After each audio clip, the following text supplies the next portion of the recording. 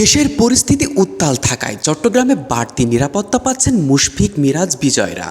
Hotel থেকে মাঠে যাতায়াতের সময় নিরাপত্তার জন্য পুলিশ বাহিনীর বিশেষ ব্যবস্থা রাখা হয়েছে।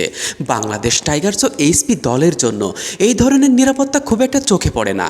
সাধারণত এমন নিরাপত্তা কোনো দ্বিপাক্ষিক সিরিজ বা বড় ইভেন্টে দেখা যায়।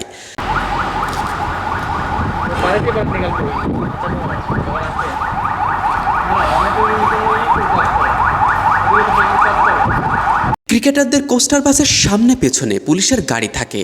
মাঠের গ্যালারিতেও সার্বক্ষণিক নিরাপত্তার জন্য পাহারায় থাকেন পুলিশ সদস্যরা। টানা 6 দিন হোটেলে বন্দী ছিলেন বিজয়, মিরাজরা।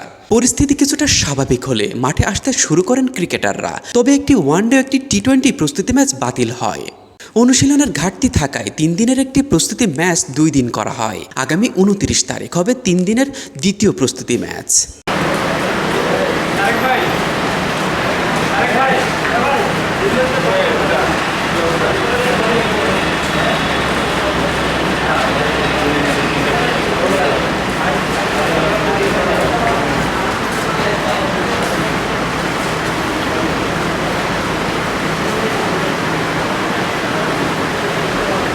পাকিস্তান সিরিজ সামনে রেখে চট্টগ্রামে চলছে টাইগারদের প্রস্তুতি ক্যাম্প।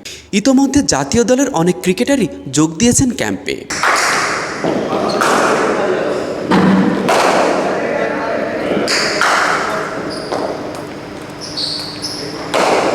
পাকিস্তান সফরের আগে পুরো সময়টা হয়তো টেস্ট দলের অনুশীলন হবে সাগরিকায়।